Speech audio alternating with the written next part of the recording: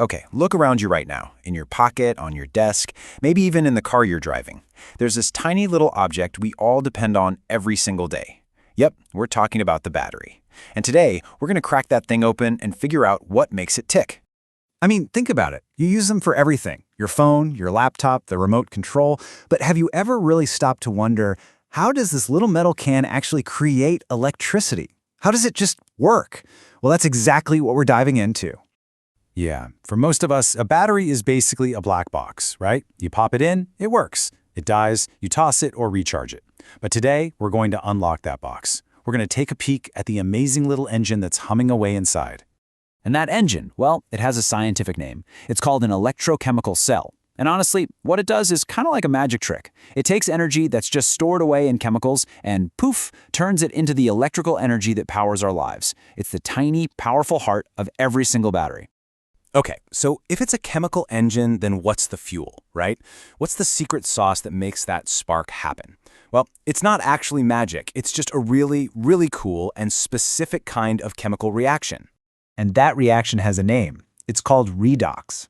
It sounds kind of technical, but it's just a mashup of two simple ideas, reduction and oxidation.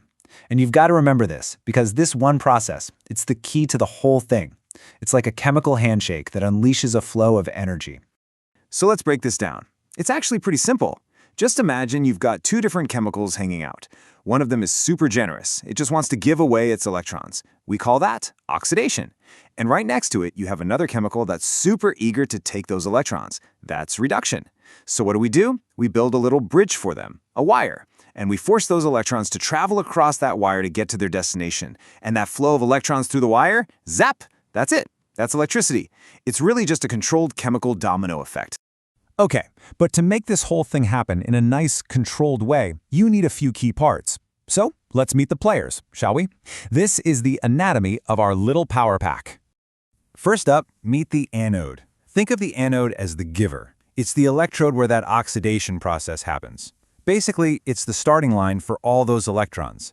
It's the part that's literally giving them away. And if the anode is the starting line, then you've got to have a finish line, right? That's the cathode. This is the electrode where reduction happens. It's the destination, just waiting to scoop up all those electrons that the anode sent packing. Now, I know what you're thinking. Anode, cathode, oxidation, reduction. It can get a little confusing, but don't worry. There's a super easy way to remember this. Just think of two animals, an ox and a red cat. See?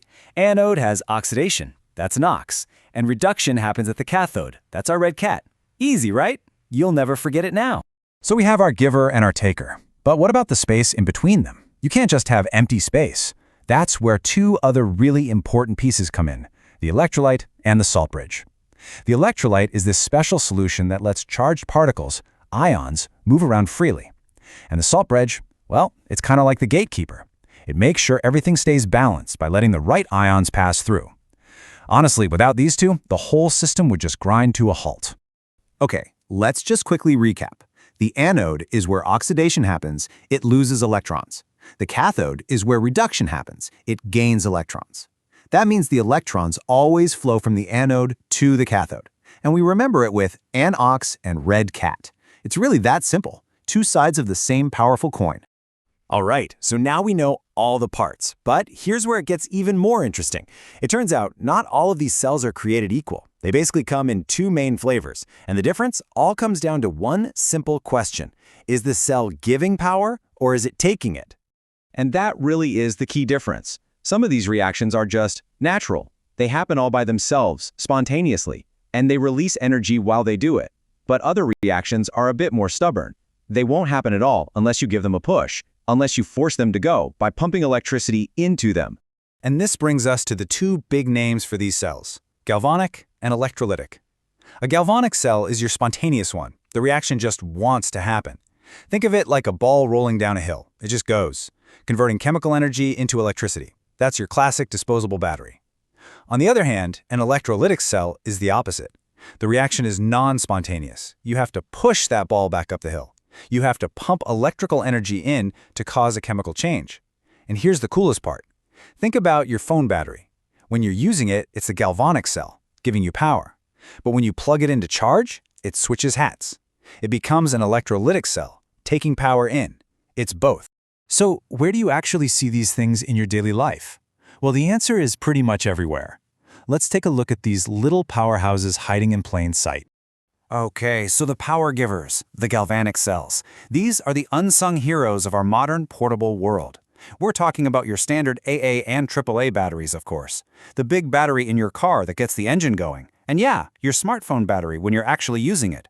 All of those are galvanic cells, just spontaneously turning chemistry into electricity for us. But what about the power takers, the electrolytic cells? Well, these are the workhorses of industry. Recharging your phone is the most obvious example. You're forcing that chemical reaction to run in reverse. But this same process is used for all sorts of things, like electroplating jewelry with that shiny layer of gold or silver, or refining metals like aluminum from their raw ore. It's all about using electricity to make chemistry happen. So if you take away one thing, let it be this. A galvanic cell makes power from chemistry. An electrolytic cell uses power to make new chemistry. You've got a generator on one hand and a factory on the other. It's this perfect two-way street.